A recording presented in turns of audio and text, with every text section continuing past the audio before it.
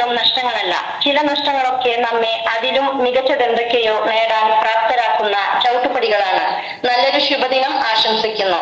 എല്ലാവർക്കും എന്റെ വിനീതമായ നമസ്കാരം. ദർശന ക്ലബിന്റെ ആഭിമുഖ്യത്തിൽ എല്ലാ ശനിയാഴ്ചകളിലും ഉച്ചയ്ക്ക് 1:30 ഗൂഗിൾ മീറ്റ് വഴി നടത്തുന്ന 152ാമത് സ്നേഹസംഗമമാണ് ഇവിടെ ആരംഭിക്കുന്നത്.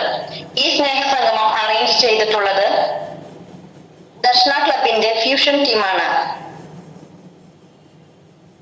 ഈ ഗൂഗിൾ മീറ്റിലേക്ക് എത്തിച്ചേർന്നിരിക്കുന്ന എല്ലാ വിശിഷ്ട വ്യക്തികളെയും എല്ലാ ഗ്രൂപ്പ് അംഗങ്ങളെയും എന്റെ പ്രിയ സുഹൃത്തുക്കളെയും ഏറ്റവും സ്നേഹത്തോടെ ഞാൻ സ്വാഗതം ചെയ്യുന്നു. പ്രാർത്ഥനാ ഗാനം ആരംഭിക്കുന്നതിനായി കുമാരി ശ്യാമള ചേച്ചിയെ ഏറ്റവും സ്നേഹത്തോടെ ഈ വേദിയിലേക്ക് ഞാൻ ക്ഷണിക്കുന്നു.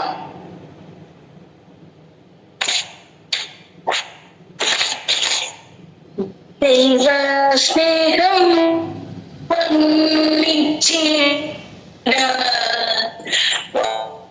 വാക്കുകൾ പോരാ, നന്ദി ചൊല്ലി തീർക്കുവനേ ജീവിതം പോരാ. കഷ്ടപ്പാടിൻ കാലങ്ങളിൽ രക്ഷിക്കുന്ന സ്നേഹമോർത്ത എത്ര ശ്രദ്ധിച്ചാലും മതി വരുമോ? ദൈവ സ്നേഹം വന്നിച്ചിട വാക്കുകൾ പോരാ, നന്ദി ചൊല്ലി തീർക്കുവാനേ ജീവിതം പോരാ. സ്വന്തമായും സർവതും നിന്ദാനം സ്വസ്ഥമായുറങ്ങിട സമ്പത്തിൽ മയങ്ങാതെ മണ്ണിൽ സൗഭാഗ്യം നേടാനായാലും ആത്മനഷ്ടമായ ഫലമെവിടെ?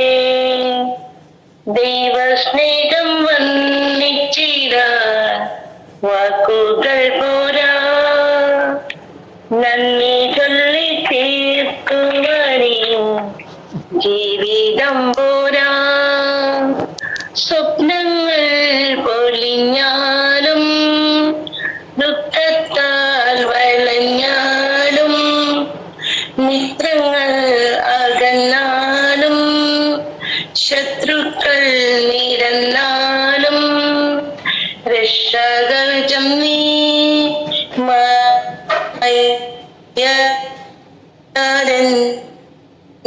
ും അങ്ങൻമിണ്ടേ പോയ ഫലമെവിടെ? ദൈവസ്നേഹം വന്നിച്ചിട വാക്കുകൾ പോരാ, നന്ദി ചൊല്ലി തീർക്കുവാനേ ജീവിതം പോരാ.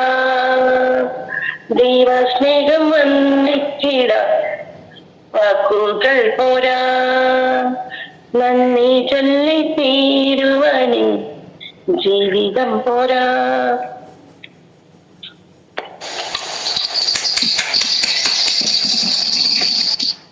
വളരെ മനോഹരമായി പ്രാർത്ഥന ഗാനം ആലപിച്ച കുമാരി ശ്യാമള ചേച്ചിക്ക് നന്ദി. അടുത്തതായി സ്വാഗതം പറയുന്നതിനായി കുമാരി ട്രീസ മുള്ളൂർക്കര ചേച്ചിയെ ഏറ്റവും സ്നേഹത്തോടെ ഈ വേദിയിലേക്ക് ക്ഷണിക്കുന്നു. ദർശന ക്ലബിന്റെ ആഭിമുഖ്യത്തിൽ എല്ലാ ശനിയാഴ്ചയിലും നടത്തപ്പെടുന്ന 152ാമത് സ്നേഹ സംഗമത്തിലേക്ക് എന്റെ എല്ലാ വിശിഷ്ട വ്യക്തികളെയും എല്ലാ സഹോദരീ സഹോദരങ്ങളെയും സ്വാഗതം ചെയ്യാനാണ് ഞാൻ ഇവിടെ വന്നിരിക്കുന്നത്. ആദ്യമായി ദർശന സർവീസ് സൊസൈറ്റി പ്രസിഡന്റും ദർശന ക്ലബ് ഡയറക്ടറുമായ ഫാദർ സോളമൻ കടമ്പാട്ട് പറമ്പിൽ CMI അച്ഛനെ ഏറ്റവും സ്നേഹത്തോടെയും ബഹുമാനത്തോടെയും ഈ സ്നേഹ സംഗമ വേദിയിലേക്ക് സ്വാഗതം ചെയ്യുന്നു. അടുത്തതായി ഈ സ്നേഹ സംഗമം ഉദ്ഘാടനം ചെയ്യാൻ വന്ന നമ്മുടെ ക്ഷണം സ്വീകരിച്ച് എത്തിയ father Tobit Chirayath CMI Pace director Silvani MP അച്ഛനെ ഏറ്റവും ഏറ്റവും ബഹുമാനത്തോടെയും സ്നേഹത്തോടെയും ഈ സ്നേഹ സംഗമ വേദിയിലേക്ക് സ്വാഗതം ചെയ്യുന്നു. അടുത്തതായി ഈ സ്നേഹ സംഗമത്തിൽ ഉദ്ഘാടനം ചെയ്യാൻ വന്ന ഈ സ്നേഹ സംഗമത്തിൽ മുഖ്യ അതിഥിയായി എത്തിയ ഡോക്ടർ ഗിരീഷ് CJ ഏറ്റവും സ്നേഹത്തോടെ ഈ സ്നേഹ സംഗമത്തിലേക്ക് സ്വാഗതം ചെയ്യുന്നു. അടുത്തതായി ആശംസ പറയാൻ എത്തിയ ശ്രീമതി സ്നേഹ ജിജു മേഡത്തെ ഏറ്റവും സ്നേഹത്തോടെ സ്വാഗതം ചെയ്യുന്നു. അടുത്തതായി ഈ സ്നേഹ സംഗമം അതിമനോഹരമായി അവതരിപ്പിക്കുന്ന സീമാജി എടക്കത്തൂരിനെ ഏറ്റവും സ്നേഹത്തോടെ ഈ സ്നേഹ സംഗമത്തിലേക്ക് സ്വാഗതം ചെയ്യുന്നു. അടുത്തതായി ഈ ദർശന ക്ലബിന്റെ പ്രസിഡന്റായ ഷിബിൻ ഹാരിയെയും സെക്രട്ടറിയായ കുമാരി സിനി സബാസിനെയും PRO ആയ ശ്രീ പിയൂസ് കോട്ടപ്പുറത്തെയും ഈ വേദിയിലേക്ക് സ്വാഗതം ചെയ്യുന്നു. അടുത്തതായി ഈ സ്നേഹ സംഗമത്തിൽ റിപ്പോർട്ട് അവതരിപ്പിക്കുന്ന ജോസ് കൊരട്ടിച്ചേട്ടനെയും ഈ സ്നേഹ സംഗമത്തിൽ നന്ദി പറയുവാനെത്തിയ പിയൂസ് കോട്ടപ്പുറത്തെയും ഈ സ്നേഹ സംഗമത്തിൽ പ്രാർത്ഥനാഗാനം ആലപിച്ച ശ്യാമള ചേച്ചിയെയും ഏറ്റവും സ്നേഹത്തോടെ ഈ സ്നേഹ സംഗമത്തിലേക്ക് സ്വാഗതം ചെയ്യുന്നു. അടുത്തതായി ഈ സ്നേഹ സംഗമത്തിൽ എത്തിച്ചേർന്ന എന്റെ എല്ലാ കൂട്ടുകാരെയും സ്വാഗതം ചെയ്തുകൊണ്ട് നിർത്തുന്നു. നന്ദി, നമസ്കാരം. എല്ലാവരെയും വളരെ മനോഹരമായി സ്വാഗതം ചെയ്ത ടീസ മുള്ളൂർക്കര ചേച്ചിക്ക് ഒരുപാട് നന്ദി. താങ്ക് യു ചേച്ചി. റിപ്പോർട്ട് അവതരിപ്പിക്കുന്നതിനായി വളരെ ലളിതവും വ്യക്തവുമായി റിപ്പോർട്ട് വായിക്കുന്നതിനായി ശ്രീ ജോസേട്ടൻ പരട്ടിയെ ഏറ്റവും സ്നേഹത്തോടെ ഈ വേദിയിലേക്ക് ഞാൻ ക്ഷണിക്കുന്നു. കേൾക്കാലോ? കേൾക്കാം. ഇന്ന് 2 ബർത്ത്ഡേ ഉണ്ട്. ഷാലി വെങ്ങനശ്ശേരി, ആനി തെക്കന്താണിശ്ശേരി. 2017 ഡിസംബർ 10 ദർശന ക്ലബ്ബ് തൃശ്ശൂരിൽ ആരംഭം കുറിച്ചു. തുടർന്ന് 4 വർഷങ്ങൾക്ക് ശേഷം 2022 ജനുവരി 19 ദർശന ക്ലബ്ബ് ദർശന സർവീസ് സൊസൈറ്റി എന്ന പേരിൽ രജിസ്റ്റർ ചെയ്യപ്പെടുകയുണ്ടായി. ദർശന ക്ലബ്ബ് ദർശന സർവീസ് സൊസൈറ്റിയുടെ ഒരു യൂണിറ്റായി പ്രവർത്തിച്ചു വരുന്നു. 2024 ജനുവരി 19 ദർശന ക്ലബ്ബ് രജിസ്ട്രേഷൻ ചെയ്യപ്പെടുകയുണ്ടായി. സർവീസ് സൊസൈറ്റി ദർശന സർവീസ് സൊസൈറ്റി ഇന്ത്യ മുഴുവൻ മുഖ്യമായും ഭിന്നശേഷിക്കാരുടെ സർവോന്മുഖ പുരോഗതിക്ക് വേണ്ടിയും മറ്റ് പാർശ്വവൽക്കരിക്കപ്പെട്ടവരും അവഗണിക്കപ്പെട്ടവരുമായ വ്യക്തികളുടെ ക്ഷേമ പ്രവർത്തനങ്ങൾക്ക് വേണ്ടിയും പ്രവർത്തിച്ചുകൊണ്ടിരിക്കുന്നു. ക്രിക്കറ്റിന് വേണ്ടി കാഴ്ച പരിമിതി 3 ടീമുകൾ, പൂർണ്ണ കാഴ്ച പരിമിതി 2 ഫുട്ബോൾ ടീം, ഭാഗിക കാഴ്ച പരിമിതി 2 ഫുട്ബോൾ ടീം പ്രവർത്തിച്ചു വരുന്നു. കാഴ്ച പരിമിതി ശിങ്കാലി മഴ ടീം, ഓർക്കസ്ട്ര ടീം, അവരുടെ തന്നെ ഫ്യൂഷൻ ടീം, നാടൻ പാട്ട് എന്നിവ എടുത്തു പറയത്തക്ക ശ്രദ്ധേയമായ പ്രോഗ്രാമുകളാണ്. കൂടാതെ കാഴ്ച പരിമിതിക്ക് വേണ്ടിയുള്ള ചെസ്, ഡ്രാമ ടീമും പ്രവർത്തിച്ചു വരുന്നു. ദർശന സ്വിമ്മിംഗ് ടീം കാഴ്ച പരിമിതർക്കും ചലന പരിമിതർക്കും ഉയരം കുറവുള്ളവർക്കും സ്ത്രീ പുരുഷ ഭേദമന്യേ നീന്തൽ പരിശീലനം നൽകുകയും ജില്ലാ, സംസ്ഥാന, ദേശീയ തലങ്ങളിലേക്ക് മത്സരങ്ങൾക്കായി പ്രാപ്തരാക്കുകയും ചെയ്യുന്നു. ദർശന വീൽചെയർ ബാസ്കറ്റ്ബോൾ ടീം ചലന പരിമിതർക്ക് വേണ്ടി സ്പോർട്സ് വീൽചെയർ ഉപയോഗിച്ചുകൊണ്ട് സ്ത്രീ പുരുഷ ഭേദമന്യേ ബാസ്കറ്റ്ബോൾ പരിശീലിപ്പിക്കുകയും സംസ്ഥാന, ദേശീയ തലങ്ങളിലേക്ക് സജ്ജരാക്കുകയും ചെയ്യുന്നു. ഗ്ലോറിയ ഗ്രൂപ്പ് ചലന പരിമിതർക്ക് പാട്ടുകൾ പാടുന്നതിനും മാനസിക ഉല്ലാസത്തിനും ബുദ്ധി വളർച്ചയും വേണ്ട കാര്യങ്ങൾ ഈ ഗ്രൂപ്പിലൂടെ നടത്തി വരുന്നു. മത്സരത്തിൽ പങ്കെടുത്ത് വിജയികൾക്ക് ക്യാഷ് പ്രൈസ് നൽകി വരുന്നു. തിരുഹൃദയ ഗ്രൂപ്പ് ചലന പരിമിതർക്കും കിടപ്പ് രോഗികൾക്കും പ്രാർത്ഥനയുടെ ആശ്വാസം നൽകുന്ന ഗ്രൂപ്പാണ്. പ്രാർത്ഥനയോടൊപ്പം തന്നെ പരസ്പരം വേദനകൾ പങ്കുവയ്ക്കുവാനും സാമ്പത്തികമായി പിന്നോക്കം നിൽക്കുന്നവരെ സഹായിക്കുകയും ചെയ്യുന്ന ഗ്രൂപ്പാണ്. ദർശന ലിറ്റിൽ ബ്രദർ ഗ്രൂപ്പ് ഉയരം കുറഞ്ഞവർക്ക് വേണ്ടിയുള്ള ഗ്രൂപ്പാണിത്. ഇതിലൂടെ അവരുടെ മാനസിക, ശാരീരിക വേദനകൾ പരസ്പരം പങ്കുവയ്ക്കുവാനും കലാകായിക വിദ്യാഭ്യാസ മേഖലയിൽ ശ്രദ്ധ പതിപ്പിക്കുന്നതിനും വേണ്ടിയുള്ള ഗ്രൂപ്പാണ്. മാർഗദർശികളുടെ കൂട്ടായ്മ ദർശന ക്ലബിന്റെ ചാനലിലൂടെ മാർഗദർശികളുടെ അഭിമുഖത്തിൽ പങ്കെടുത്ത വ്യക്തികളുടെ കൂട്ടായ്മയാണ്. ഈ അഭിമുഖത്തിൽ കാഴ്ച പരിമിതരും ചലന പരിമിതരും ഉയരം കുറഞ്ഞവരുമായിട്ടുള്ള 438 വ്യക്തികൾ പങ്കെടുക്കുകയുണ്ടായി. അവർ ലേഡി ഓഫ് സോറസ് വിധവകളായി വീട്ടിൽ കഴിയുന്ന വ്യക്തികളുടെ കൂട്ടായ്മയാണ് വ്യാകുല മാതാവിന്റെ കൂട്ടായ്മ. ഈ കൂട്ടായ്മയിലൂടെ അവരുടെ മാനസിക, ശാരീരിക വിഷമതകൾ പങ്കുവയ്ക്കുവാനും പ്രാർത്ഥനയിലൂടെ ദൈവാനുഗ്രഹം പ്രാപിക്കുന്നതിനും ധൈര്യം സംഭരിക്കുന്നതിനും പ്രവർത്തിച്ചു വരുന്നു. അതുപോലെ തന്നെ സാമ്പത്തികമായി പിന്നോക്കം നിൽക്കുന്ന വ്യക്തികൾക്കും അവരുടെ മക്കൾക്കും വിദ്യാഭ്യാസത്തിന് വേണ്ട സാമ്പത്തികമായി സഹായം നൽകുന്നതിനും ഈ ഗ്രൂപ്പിലുള്ളവർ തയ്യാറാകുന്നു. ഏതെങ്കിലും ഗ്രൂപ്പ് മക്കളില്ലാത്ത ദമ്പതികളുടെ കൂട്ടായ്മയാണ് ഏതെങ്കിലും ഗ്രൂപ്പ്. ഏതെങ്കിലും വിഷമം മൂലം വേദന അനുഭവിക്കുകയും തിരസ്കാരം നൽകുകയും ചെയ്യുന്ന ദമ്പതികൾ ഒത്തൊരുമിച്ച് പരസ്പരം വിഷമതകൾ പങ്കുവയ്ക്കുവാനും സാമൂഹിക പ്രവർത്തനങ്ങളുടെ കർമ്മനിരതരാകാനും ഈ ഗ്രൂപ്പിലുള്ളവർ തയ്യാറാകുന്നു. ദർശന യൂട്യൂബ് ചാനൽ, 2020 ഏപ്രിൽ മാസത്തിൽ ആരംഭിച്ച ദർശന ക്ലബ് യൂട്യൂബ് ചാനൽ ഭിന്നശേഷിക്കാരുടെ അഭിമാനമായ ചാനലായി മാറിക്കഴിഞ്ഞിരിക്കുന്നു. 1000-ൽ പരം സബ്സ്ക്രൈബേഴ്സ് ഇതിലുണ്ട്. ദർശന ക്ലബിന്റെ യൂട്യൂബ് ചാനലിലൂടെ ഭിന്നശേഷിക്കാരുടെ കലാവാസനകൾ പ്രകടമാക്കുന്നതിനും കനവെന്ന പ്രോഗ്രാം, ആത്മീയമായി ഉന്നമനത്തിന് വേണ്ട ക്ലാസുകൾ, സമകാലിക വാർത്തകൾ, സ്നേഹസംഗമം തുടങ്ങിയ നിരവധിയായ പ്രവർത്തനങ്ങൾ യൂട്യൂബ് ചാനലിലൂടെ നടത്തി വരുന്നു. വർഷത്തിലൊരിക്കൽ ഇരിങ്ങാലക്കുടയിലെ ക്രൈസ്റ്റ് കോളേജിൽ വെച്ച് എല്ലാ വിഭാഗത്തിൽപ്പെട്ടവർക്ക് വടംവലി മത്സരവും പഞ്ചഗുസ്തി മത്സരവും നടത്തി വരുന്നു. ഭിന്നശേഷിക്കാർക്ക് വേണ്ടി വിനോദയാത്രകളും ഉപജീവനാർത്ഥം സ്വയം തൊഴിലിനു വേണ്ടി പരിശീലനങ്ങളും അവസരങ്ങളും സജ്ജമാക്കുന്നു. ദർശനയുടെ പ്രവർത്തനങ്ങൾക്ക് സാമ്പത്തികമായി സഹായിക്കുന്നതിന് സുമനസ്സുകളായ വ്യക്തികളുടെ DSS ദർശന ഫ്രണ്ട്സ് എന്ന ഗ്രൂപ്പും പ്രവർത്തിച്ചു വരുന്നു. ദർശനയുടെ പ്രവർത്തനങ്ങൾക്ക് ന്യൂനതവും ക്രിയാത്മകമായ ചിന്തകൾ പങ്കുവയ്ക്കുവാനും ഊർജ്ജസ്വലമായി പ്രവർത്തിക്കുന്നതിനു വേണ്ടി ഒരു ഉപദേശ സമിതിയും പ്രവർത്തിച്ചു വരുന്നു. സ്നേഹസംഗമം എല്ലാ ശനിയാഴ്ചകളിലും ഉച്ചയ്ക്ക് 1:30 ദർശന ക്ലബ് ഓൺലൈനിൽ സ്നേഹസംഗമം കൂട്ടായ്മ നടത്തി വരുന്നു. 60-ൽ പരം വ്യക്തികൾ ഗൂഗിൾ മീറ്റിംഗിലൂടെ നടത്തപ്പെടുന്ന ഈ സ്നേഹസംഗമത്തിൽ പങ്കെടുക്കുന്ന നേതാക്കന്മാരുടെ ഉദ്ഘാടനം ചെയ്യപ്പെടുന്ന മോട്ടിവേഷൻ ക്ലാസുകളും സർക്കാരിന്റെ വിവിധ ഡിപ്പാർട്ട്മെന്റുകളിൽ വരുന്ന വ്യക്തികളുടെ മുഖ്യ പ്രഭാഷണങ്ങളും ഡിപ്പാർട്ട്മെന്റുകളെ പറ്റി പരിചയപ്പെടുത്തലും സമൂഹത്തിന്റെ മുൻനിരയിലുള്ള വ്യക്തികളുടെ പ്രസംഗങ്ങളും ഈ പ്രോഗ്രാമിൽ നടത്തി വരുന്നു. പ്രിയം നിറഞ്ഞവരെ, 4/5/2024 ശനിയാഴ്ച ഉച്ചയ്ക്ക് 1:30 ദർശന ക്ലബ് ഡയറക്ടർ ബഹുമാനപ്പെട്ട റവറൻഡ് ഫാദർ സോളമൻ കടമ്പാട്ട് പറമ്പിൽ CMAയുടെ അധ്യക്ഷതയിൽ ചേർന്ന 151ാമത് സ്നേഹസംഗമത്തിന്റെ റിപ്പോർട്ട്. സ്നേഹസംഗമം നടത്തിയത് സ്വിമ്മിംഗ് ഗ്രൂപ്പ്. അവതരണം കുമാരി ലീന MJ നാട്ടിക. പ്രാർത്ഥനാഗാനം കുമാരി ആനി വർക്കി. സ്വാഗതം ശ്രീ ദിലീപ് കുമാർ. ഗ്രൂപ്പ് പരിചയപ്പെടുത്തി റിപ്പോർട്ട് അവതരിപ്പിച്ചത് ശ്രീ ജോസ് കോരട്ടി. റിപ്പോർട്ട് യോഗം പാസാക്കി. തുടർന്ന് അധ്യക്ഷ പ്രസംഗം. എല്ലാവർക്കും നമസ്കാരം. ഉദ്ഘാടനത്തിനെത്തിയ മറ്റു വിശിഷ്ട വ്യക്തികൾക്കും നമസ്കാരം. ഇന്ന് നാം 151ാം സ്നേഹസംഗമത്തിലാണ്. എല്ലാവരും പരസ്പരം സഹകരിച്ച് മുന്നോട്ട് പോകട്ടെ. തിങ്കളാഴ്ച മുതൽ തിരുവനന്തപുരത്തെ മുതുകാടിന്റെ അവിടെ വെച്ച ഫുട്ബോൾ ട്രെയിനിങ് നടക്കുന്നു. സ്നേഹസംഗമത്തിന്റെ എല്ലാ പ്രവർത്തനങ്ങൾക്കും പ്രാർത്ഥനാശംസകൾ നേർന്നുകൊണ്ട് നിർത്തുന്നു. ഉദ്ഘാടനം ചെയ്തത് വഴിത്തല സെന്റ് സെബാസ്റ്റ്യൻ സ്കൂളിലെ പ്രിൻസിപ്പൽ റവറൻഡ് ഫാദർ വർക്കി മണ്ഡപത്തിൽ അച്ഛനായിരുന്നു. നിങ്ങൾ സ്വാഗതം ചെയ്തതിന് നന്ദി. ആദ്യമായാണ് ഞാൻ ഇതിൽ വരുന്നത്. ഭിന്നശേഷിക്കാരെ മുഖ്യധാരയിലേക്ക് കൊണ്ടുവരുന്ന അച്ഛനും ഈ സംരംഭത്തിന് അഭിനന്ദനങ്ങൾ. ഓരോ മനുഷ്യനും ദൈവത്തിന്റെ ദാനമാണ്. ഇതിൽ പിന്നിൽ പ്രവർത്തിക്കുന്ന എല്ലാവർക്കും നന്ദി പറഞ്ഞ് യോഗം ഉദ്ഘാടനം ചെയ്യുന്നു. മുഖ്യ അതിഥിയായി എത്തിച്ചേർന്നത് Thrissur medical college community medicine വിഭാഗം ഡോക്ടർ ജെനൈൻ മുണ്ടോടൻ സാറായിരുന്നു. എല്ലാവർക്കും നമസ്കാരം. എന്നെ വിളിച്ചതിന് അച്ഛനും മറ്റുള്ളവർക്കും നന്ദി. ഞാൻ ജോലി ചെയ്യുന്നത് പൊതുജനാരോഗ്യത്തിലാണ്. റഹ്മാൻ മുണ്ടോടനാണ് എന്നെ ഇതിലേക്ക് ക്ഷണിച്ചത്. തിളപ്പിച്ചാറിയ വെള്ളം ധാരാളം കുടിക്കുക. എന്നെ വിളിച്ചതിനും പങ്കെടുക്കാൻ സാധിച്ചതിനും എല്ലാവർക്കും നന്ദി. വിശിഷ്ടാതിഥിയായി എത്തിയത് doctor Ambili CP, lecturer DIET Idukki മാഡമായിരുന്നു.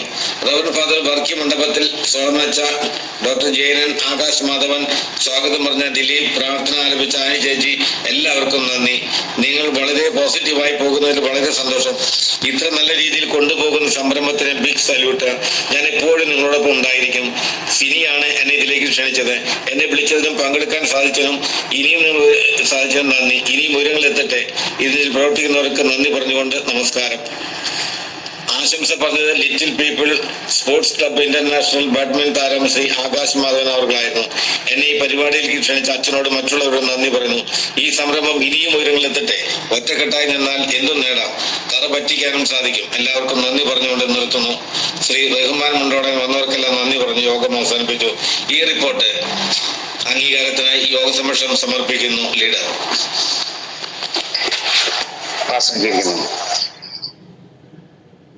Report അവതരിപ്പിച്ച ശ്രീ ജോസേട്ടൻ കൊരട്ടിക്ക് ഹൃദയം നിറഞ്ഞ നന്ദി അറിയിക്കുന്നു.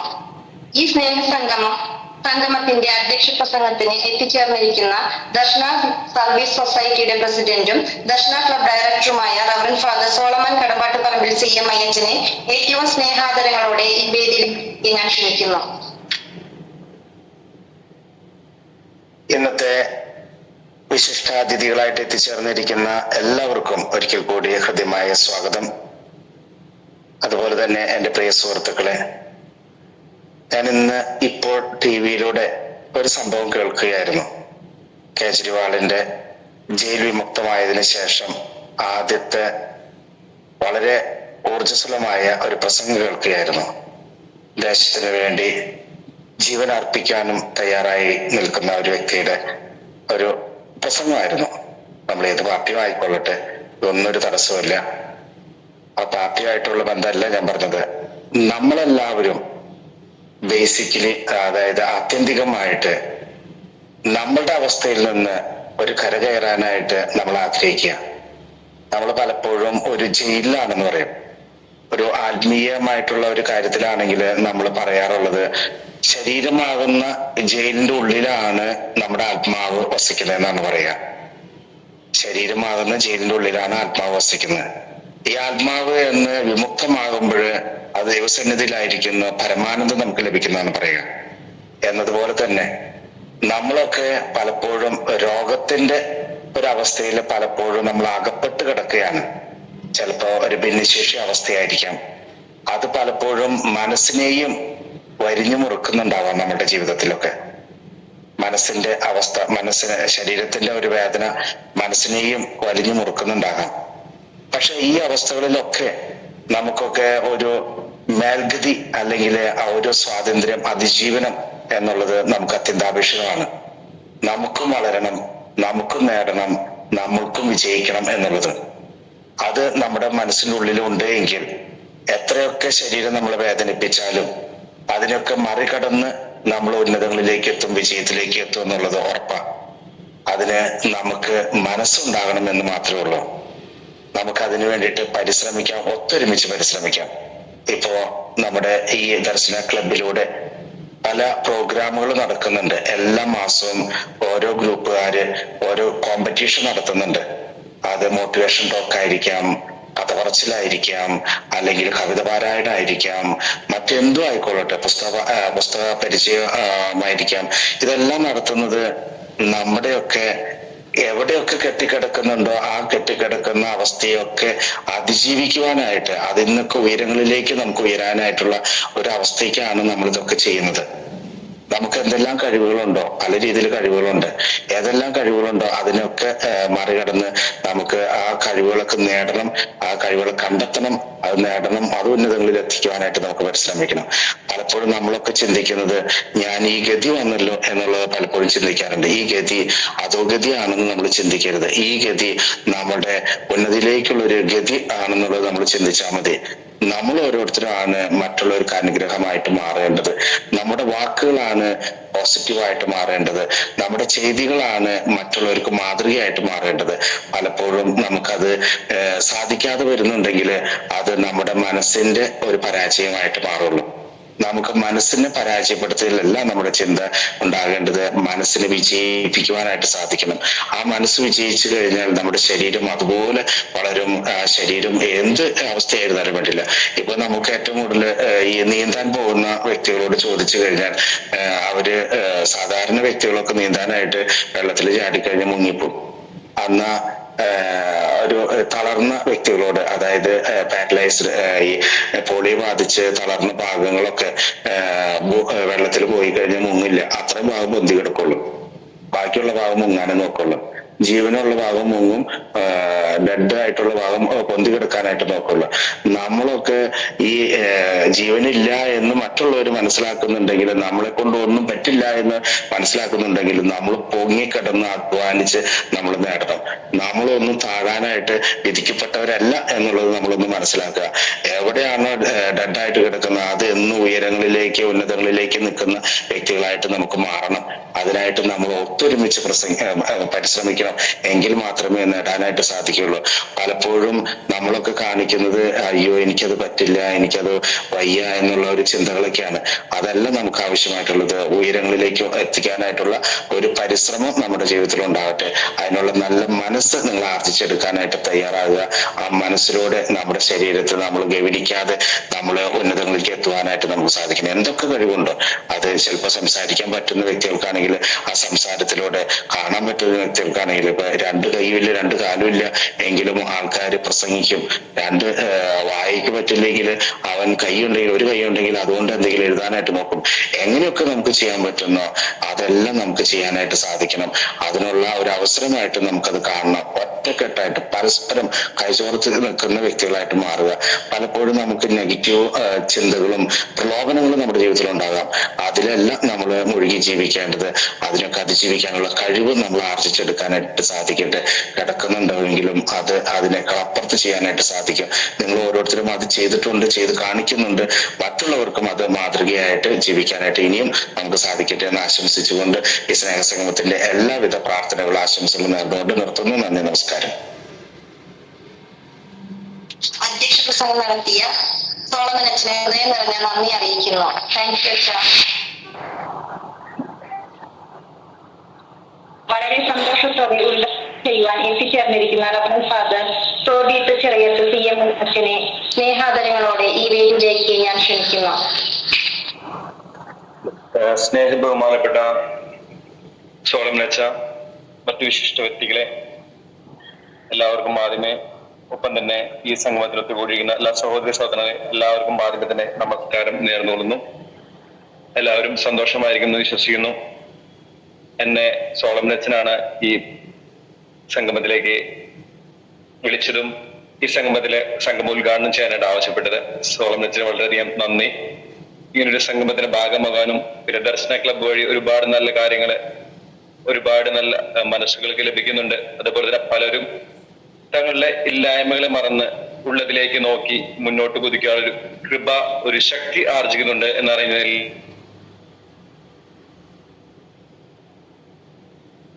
പ്രത്യേകം അഭിനന്ദനങ്ങൾ. ഞാനെപ്പോഴും ആശ്ചര്യത്തോടെ നോക്കിയാണെന്ന ഒരു കഥയുണ്ട് ബൈബിളില്. കഥയല്ല, ഒരു സംഭവം ഉണ്ട് ബൈബിളില്. ദാവീദും ഗോലിയാത്തുമായിട്ടുള്ള സംഭവം ഒരുപാട് പേർക്ക് അറിയാവുന്നതായിരിക്കും ഈ കൂട്ടത്തിലുള്ളത്. എന്നാലും ഞാനൊന്ന് ചെറുതായിട്ട് പറയുകയാണ്. ദാവീദ് എന്ന് പറഞ്ഞൊരു ബാലൻ ഗോലിയാത്ത് എന്നൊരു മല്ലനെ എതിർത്ത് തോൽപ്പിക്കുന്നതാണ് സംഭവം. ഗോലിയാത്ത് ഫിലിസ്തീനിലെ ഒരു വലിയ ഒരു യോദ്ധാവാണ്. അപ്പൊ ഇസ്രായേൽക്കാരെ ഇയാളെ കണ്ട് എപ്പോഴും പേടിച്ച് ഭയന്ന് യുദ്ധം ചെയ്യുന്നതിന് മുമ്പ് തോൽവി സമ്മതിക്കുന്ന ഒരു മനോഭാവത്തിലായിരുന്നു ഇസ്രായേൽക്കാരുണ്ടായിരുന്നത്. അപ്പൊ ബാലനായ ദാവീദ് തന്റെ ചേട്ടന്മാരെ, യുദ്ധത്തില് പങ്കെടുക്കുന്ന ചേട്ടന്മാരെ കാണാൻ പോയപ്പോഴാണ് ഈ സംഭവം അറിയുന്നത്. ദാവീദ് ഗോലിയാത്തിന് മുന്നിലേക്ക് ചെല്ലുകയാണ് രാജാവിന്റെ സമ്മതത്തോടെ. ഞാൻ വളരെ ആശ്ചര്യത്തോടെ, ചെറുപ്പത്തിലൊക്കെ ഞാനൊക്കെ ഈ ചിത്രകഥയിൽ കണ്ടിട്ടുണ്ട്. വലിയ മല്ലനായ ഗോലിയാത്ത് ഒരു സൈഡില്, അപ്പുറത്തെ സൈഡില് വെറും ഒരു 10-20-25 കിലോ വെയിറ്റ് ഉള്ള ദാവീദ് അവന്റെ മുന്നിൽ നിൽക്കുന്നു. ഞാനിപ്പോഴും വളരെ അതിശയത്തോടെ നോക്കിക്കാണുന്ന ഒരു കാര്യം എന്താണ്, ഗോലിയാത്തിനെ കണ്ടിട്ട് പോലും ദാവീദ് പേടിച്ചിട്ടില്ല. ദാവീദിനറിയായിരുന്നു, ദാവീദിന് ഒരു പ്രത്യാശ ഉണ്ടായിരുന്നു, ദാവീദിൽ തന്നെ ഒരു കോൺഫിഡൻസ് ഉണ്ടായിരുന്നു, ഒരു ഉറപ്പുണ്ടായിരുന്നു. അല്ലെ, ദാവീദിലേക്ക് തന്നെ ഒരു ഉറപ്പുണ്ടായിരുന്നു, ഒരു കോൺഫിഡൻസ് ഉണ്ടായിരുന്നു. ദാവീദിലേക്ക് നോക്കിയായിരുന്നു, എന്നെ കൊണ്ട് പറ്റും. അല്ലെ, മുന്നിലുള്ള പ്രതിസന്ധിയേക്കാൾ കൂടുതൽ തന്നിലേക്ക് തന്നെ നോക്കുന്ന ഒരാളാണ് ദാവീദ്. ഒപ്പം തന്നെ അത്യുന്നതന്റെ ശക്തിയിൽ വിശ്വസിച്ചു. ഇത്ര വലിയ പ്രതിസന്ധികളുടെ മുന്നിൽ എന്നെ ദൈവം നിർത്തുമ്പോഴും, അത്യുന്നതൻ നിർത്തുമ്പോഴും ദൈവം എനിക്ക് കൃപ തരുമെന്നുള്ള വിശ്വാസവും ദാവീദിനുണ്ടായിരുന്നു. അപ്പൊ രണ്ട് കാര്യങ്ങളാണ് ദാവീദിനെ മല്ലനായ ഗോലിയാത്തിനെ തോൽപ്പിക്കാനായിട്ട് സാധിപ്പിച്ചത്. ഒന്ന്, തന്നിലുള്ള വിശ്വാസം. താൻ എത്ര ചെറുതായിക്കോട്ടെ, പക്ഷെ തന്നിൽ എത്ര കഴിവുണ്ടെന്ന് ദാവീദിന് ഭയങ്കരമായിട്ട് അറിയാമായിരുന്നു. രണ്ടാമത്തെ കാര്യം, അത്യുന്നതൻ. എന്റെ ജീവിതത്തിൽ എത്ര പ്രതിസന്ധി വന്നാലും അത്യുന്നതൻ, ദൈവം എന്റെ കൂടെ ഉണ്ടാവുന്നൊരു വലിയ വിശ്വാസം ദാവീദിനുണ്ടായിരുന്നു. ഒരുപക്ഷെ നമുക്കും നമ്മുടെ ആയിരിക്കുന്ന മേഖലകളിൽ ഒരുപാട് പ്രതിസന്ധിയുള്ള മേഖലകൾ നമുക്കുണ്ടാവും, നമ്മുടെ ജീവിതത്തിലുണ്ടാവും. പക്ഷെ നമുക്ക് വേണ്ട ഒരു കാര്യമാണ്, അല്ലെ, പ്രതിസന്ധികൾ മുന്നിൽ തളരാതെ, ഗോലിയാത്ത് എന്ന മല്ലനെ പോലുള്ള പ്രതിസന്ധികൾ മുന്നിൽ തളരാതെ ജീവിതത്തിലെ തന്നിലുള്ള കഴിവുകളെ, തനതായ ദൈവം നിക്ഷേപിച്ചിരുന്ന കഴിവുകളിലേക്ക് നോക്കി അതിനെ ആർജിപ്പിച്ച്, ഒപ്പം നമ്മെ സൃഷ്ടിച്ചവർ നമ്മുടെ കൂടെ ഉണ്ടാവുന്ന ഒരു വിശ്വാസത്തില് മുന്നോട്ട് പോകുമ്പോൾ നമുക്ക് ഒരുപാട് നല്ല കാര്യങ്ങൾ ചെയ്യാൻ സാധിക്കും. ഒപ്പം തന്നെ ഞാൻ ഒരു കാര്യം ഓർക്കുകയാണ്. ഞാൻ നോർത്ത് ഈസ്റ്റില് ഒരു മിഷനിലായിരുന്നപ്പോൾ അവിടെ എന്റെ കൂടെ ഒരു വയസ്സായ അച്ഛനുണ്ടായിരുന്നു. ആൾക്കൊരു 70-75 വയസ്സിന് മേലെയായിട്ടുണ്ട്. അവിടെ വീടുകളൊക്കെ വളരെ മലമുകളിലാണ്, നന്നായി നടന്നു കയറണം. അപ്പൊ ഞങ്ങൾ കൊച്ചന്മാരാണ് സ്വതവേ പോവുക. പക്ഷെ ഈ അച്ഛൻ മറ്റുള്ളവർക്ക് വ്യത്യസ്തനാണ്. ആള് എന്നും ഈ വീടുകളിൽ പറ്റാവുന്ന രീതിയിൽ മല നടന്നു കയറി എപ്പോഴും കയറും. അപ്പൊ ഞാൻ ഒരു ദിവസം അച്ഛനോട് ചോദിച്ചു, അച്ഛൻ എന്താണ് ഈ മല നടന്നു കയറി, അച്ഛനെ വീട്ടിൽ ഇരുന്നാലും പോരെ, അല്ലെങ്കിൽ ആൾക്കാർ വീട്ടിൽ അച്ഛനെ കാണാൻ ഇവിടെയും വരുന്നുണ്ടല്ലോ എന്നൊക്കെ ചോദിച്ചപ്പോ അച്ഛൻ പറഞ്ഞൊരു കാര്യമുണ്ട്. നമ്മൾ തോൽവി പറഞ്ഞു കഴിഞ്ഞാൽ നമ്മുടെ മനസ്സ് മടുക്കും, പിന്നെ നമ്മൾ അവിടെ ഇരുന്ന് പോകും അല്ലെ. ആള് നടക്കുന്നത് ആൾക്ക് വേണ്ടിയാണ്. ആൾക്കറിയാം ആള് മനസ്സുകൊണ്ട് തോൽവി സംബന്ധിച്ച, അച്ഛൻ മനസ്സുകൊണ്ട് ശരീരം തോൽവി സംബന്ധിച്ച പിന്നെ ഒരു ഉയർച്ച ഉണ്ടാവില്ല. പിന്നെ പ്രായം ആളെ തകർത്തും, ആളെ പ്രതിസന്ധികൾ ആളെ തകർത്തും. അപ്പൊ നമ്മുടെ ജീവിതത്തിലും വേണ്ട ഒരു മനോഭാവം ഇതാണ് അല്ലെ. എന്നെ തളർത്താൻ മറ്റാർക്കും പറ്റില്ല. കാരണം ഞാൻ എന്നെ തന്നെ എപ്പോഴും പ്രോത്സാഹിപ്പിക്കും, എപ്പോഴും ഞാൻ എന്നെ തന്നെ മോട്ടിവേറ്റ് ചെയ്യും എന്നൊരു ഉറച്ച മനോഭാവം നമുക്കുണ്ടാവണം. അങ്ങനെയാണെങ്കിൽ ജീവിതത്തിൽ എന്ത് പ്രതിസന്ധികളും അല്ലെങ്കിൽ നമ്മൾ ആയിരിക്കുന്ന അവസരത്തിൽ തന്നെ നമുക്ക് ഒരുപാട് നല്ലത് ചെയ്യാനായിട്ട് ദൈവം വഴിയൊരുക്കും, നമ്മളെ കൊണ്ട് നമുക്ക് പറ്റും. ഒരു വിശ്വാസം നമുക്ക് എപ്പോഴും ഉണ്ടാവട്ടെ. അതിനുവേണ്ടി ഞാനും നിങ്ങൾക്ക് വേണ്ടി പ്രാർത്ഥിക്കുന്നു. നിങ്ങൾ എന്നെ വിളിച്ചതിൽ ഒരുപാട് സന്തോഷം. ഒപ്പം തന്നെ ഈ 151 സ്നേഹ സംഗമം ഉദ്ഘാടിച്ചതായിട്ട് ഞാൻ പ്രഖ്യാപിക്കുന്നു. അടുത്തതായിട്ട് നമ്മുടെ നേരത്തെ കഥപ്പറച്ചിൽ മത്സരത്തിലെ വിജയികളാണ് പ്രഖ്യാപിക്കുന്നത്. 4ാം സ്ഥാനത്ത് അർഹയായിരിക്കുന്ന അഭിനന്ദ BA, 3ാം സ്ഥാനത്തിന് മഹി വിപിൻ, 2ാം സ്ഥാനത്തിന് വൈഗ വിപിൻ, 1ാം സ്ഥാനത്തിന് യോഗ്യയായിരിക്കുന്നത് എമിലിൻ മരിയ ജെയ്സൺ. അപ്പോ എല്ലാവർക്കും കൺഗ്രാറ്റുലേഷൻസ്. തുടർന്നും ഇതേമാതിരി നന്നായി കഥ പറയാനുള്ള അനുഗ്രഹം കർത്താവ് തരട്ടെ. ഒപ്പം തന്നെ സമ്മാനത്തിന് അർഹരായ വ്യക്തികൾ അവരുടെ ബാങ്ക് ഡീറ്റെയിൽസും ദർശന സർവീസ് സൊസൈറ്റിയുടെ ഓഫീസ് വാട്സപ്പിൽ നമ്പർ അയച്ചു കൊടുക്കുന്നതാണെന്ന് കൂടി ഒന്ന് അറിയിക്കാൻ പറഞ്ഞിട്ടുണ്ട്. ഇപ്പൊ ഒരിക്കൽ കൂടി എല്ലാവർക്കും അനുമോദനങ്ങൾ, ആശംസകൾ. ദൈവം എല്ലാവരെയും സമ്മതമായി അനുഗ്രഹിക്കട്ടെ. കഥയിലൂടെ നമ്മളെല്ലാം മോട്ടിവേഷൻ ചെയ്ത ഫാദർ തോബീത്ത് ചിറയത്തച്ഛനെ ഹൃദയം നിറഞ്ഞ നന്ദി അറിയിക്കുന്നു. താങ്ക് യു അച്ഛാ. വെൽക്കം. പിന്നെ എല്ലാ കുട്ടികൾക്കും, വിജയിച്ച എല്ലാ കുട്ടികൾക്കും എന്റെ ഹൃദയം നിറഞ്ഞ അഭിനന്ദനങ്ങൾ അറിയിക്കുന്നു. അടുത്തതായി ഇന്ന് നമ്മുടെ കൂടെയുള്ളത് ഡോക്ടർ ഗിരീഷ് CG സാറിനെ ബഹുമാനത്തോടെ ഈ വേദിയിലേക്ക് ഞാൻ ക്ഷണിക്കുന്നു. എല്ലാവർക്കും നമസ്കാരം. എൻ്റെ പേര് ഗിരീഷ്. ഞാൻ തൃശ്ശൂർ തന്നെയുടെ സ്ഥലം തൃശ്ശൂർ നെല്ലുവായി എന്ന് പറയും. അപ്പോൾ ഈ ഒരു പ്രോഗ്രാമിലോട്ട്, ഈ സ്നേഹസംഗമത്തിലോട്ട് എന്നോട് ആദ്യം കാര്യങ്ങൾ പറഞ്ഞത് രാമകൃഷ്ണ മാഷായിരുന്നു. സാറിന്റെ അധ്യാപകനാണ് ഇരുമ്പുട്ടി സ്കൂളിൽ. ഈ പ്രോഗ്രാമിലോട്ട് എന്നെ വിളിച്ചത് ഈ ഗ്രൂപ്പിൽ തന്നെ പയസ് എന്ന് പറയുന്ന ചേട്ടനായിരുന്നു. അപ്പൊ എല്ലാവരോടും ഈ ഒരു പ്രോഗ്രാമിലോട്ട് എന്നെ വിളിച്ചതിനും എല്ലാവരോടും ഞാൻ നന്ദി രേഖപ്പെടുത്താണ്. ഫാദറിനോട് അങ്ങനെ ബാക്കി എല്ലാ മെമ്പേഴ്സിനോടും ആദ്യം നന്ദി രേഖപ്പെടുത്തുന്നു. പിന്നെ ഇങ്ങനെ ഒരു പ്രോഗ്രാമിൽ ആദ്യം പങ്കെടുക്കുന്നതുകൊണ്ട് തന്നെ ചില എന്താ പറയാ, നമ്മൾ പിന്നെ പങ്കെടുക്കില്ലാത്തതുകൊണ്ട് എങ്ങനെ സംസാരിക്കണം, അല്ലെങ്കിൽ അതിൽ പറ്റുന്ന തെറ്റുകുറ്റങ്ങളൊക്കെ എല്ലാവരും ക്ഷമിക്കും എന്ന് വിചാരിച്ചിട്ട് തന്നെ പറഞ്ഞു. അപ്പോ ഈ ഒരു പ്രോഗ്രാമിൽ എന്ത് കാര്യത്തെ കുറിച്ചാണ് ഞാൻ സംസാരിക്കേണ്ടത് എന്നുള്ളൊരു സംശയം ഉണ്ടായിരുന്നു. അപ്പൊ ഞാൻ പൈസേട്ടനോടും സാറിനോടും ചോദിച്ച സമയത്ത്, രാമകൃഷ്ണ മാഷിനോടും ചോദിച്ച സമയത്ത് ഒരു ഡോക്ടർ ആയതുകൊണ്ട് എന്തെങ്കിലും ഒരു അസുഖത്തെ കുറിച്ചാണ് സംസാരിക്കണം, അത്രമാത്രം അങ്ങനെയാണ് എന്നോട് പറഞ്ഞത്. പിന്നെ പൈസേട്ടൻ വിളിച്ച സമയത്ത് ഇതിൽ ഓരോ മെമ്പേഴ്സും പല ആക്ടിവിറ്റീസിലും ഇൻവോൾവാണ്. സ്പോർട്സിലെ, ഗെയിംസില്, ചിത്രരചന, അങ്ങനെ കുറെ കാര്യങ്ങളൊക്കെ പറഞ്ഞിട്ടുണ്ടായിരുന്നു. അപ്പൊ വളരെ എൻഗേജഡ് ആയിട്ടുള്ള ഒരു ഗ്രൂപ്പാണ്. അത്രയും മെമ്പേഴ്സ് ഉള്ള ഒരു ഗ്രൂപ്പാണെന്ന് അറിയാൻ പറ്റിയത്. എല്ലാവരും വളരെ മോട്ടിവേറ്റഡും ആണ്, അപ്പൊ കണ്ടിന്യൂ ചെയ്യുന്നവരാണെന്ന് വളരെ സന്തോഷം. എന്നും ഈ ഒരു മോട്ടിവേഷൻ അത് കണ്ടിന്യൂ ചെയ്ത് തന്നെ പോട്ടെ എന്ന് ആശംസിക്കുന്നു എല്ലാവർക്കും. അപ്പോ ഞാന് പഠിച്ചതൊക്കെ ഇരുമ്പുട്ടി സ്കൂളിൽ തന്നെയായിരുന്നു, +2 വരെ പഠിച്ചത്. അതിനുശേഷം MBBS കഴിഞ്ഞത് കോഴിക്കോട് മെഡിക്കൽ കോളേജിൽ നിന്നാണ്. അതിനുശേഷം ഇപ്പൊ ഞാൻ കമ്മ്യൂണിറ്റി മെഡിസിൻ വിഭാഗത്തിൽ PG ചെയ്യാണ് കോട്ടയം മെഡിക്കൽ കോളേജിൽ. ഇപ്പൊ 3ാം വർഷമാണ്, അവസാന വർഷമാണ്. അപ്പോ നമുക്ക് ഞാൻ ഒരു ക്ലാസ് എന്നുള്ള രീതിയിൽ നമ്മൾ പറഞ്ഞു, ക്ലാസ് അല്ല, ഇവിടെ നമ്മൾ ഉദ്ദേശിക്കേണ്ടത്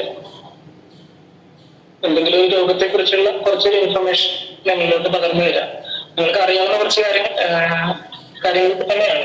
കൂടുതലായിട്ട് ഭയങ്കരമായി ഡെപ്തിലോട്ടുള്ള ഒരു ക്ലാസ് ആയിട്ടല്ല ഉദ്ദേശിക്കുന്നത്. അറിയാവുന്ന കുറച്ച് കാര്യങ്ങൾ ഒന്നുകൂടെ ഷെയർ ചെയ്യാൻ, ഒന്നുകൂടെ ഓർമ്മപ്പെടുത്താൻ, കുറച്ചുകൂടെ ഒന്ന് അതിലോട്ട് ഇൻവോൾവ് ആക്കാൻ ഒരു ഉദ്ദേശിച്ചിട്ടാണ് ക്ലാസ്. മൈക്ക് ഒന്നുകൂടി അടുപ്പിച്ച് പിടിക്കാമോ സാറേ? സ്വല്പം ഇത്തിരി സൗണ്ട് കിട്ടിക്കഴിഞ്ഞാൽ നന്നായിരുന്നു. സോറി, ക്ലിയർ ആവുന്നുണ്ടോ? ഞാൻ പറയുന്നത് ക്ലിയർ ആവുന്നുണ്ടോ? അതുകൊണ്ട് ഇത്തിരി സൗണ്ട് കിട്ടിയാൽ മതി. ക്ലിയർ ആണ്. Okay, thank U. ക്ലിയർ ആണ്. ഓക്കെ. അപ്പൊ ഇപ്പൊ ഒരു അതിഗംഭീരമായൊരു വേനലിലൂടെയാണ് നമ്മൾ കടന്നു പോകുന്നത്. ഈ ഒരു മാസം പകുതിയൊക്കെ കഴിഞ്ഞ് മഴ ഉണ്ടാകുമെന്ന് പറയപ്പെടുന്നുണ്ട്. ചെറുതായിട്ടൊക്കെ അങ്ങനെയായിട്ട് മഴ പെയ്തു തുടങ്ങിയിട്ടുണ്ട്. ഇപ്പൊ കഴിഞ്ഞ ദിവസം എന്റെ കൊല്ലം ജില്ലയിൽ പല സ്ഥലത്തായിട്ട് ഡെങ്കിപ്പനി റിപ്പോർട്ട് ചെയ്തെന്ന് കണ്ടായിരുന്നു.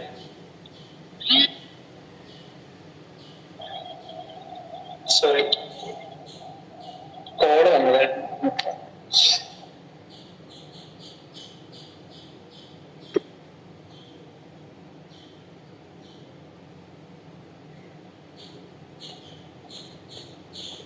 കൊല്ലം ജില്ലയില് പല സ്ഥലങ്ങളിലായിട്ട് ഡെങ്കിപ്പനി റിപ്പോർട്ട് ചെയ്തിട്ടുണ്ട്.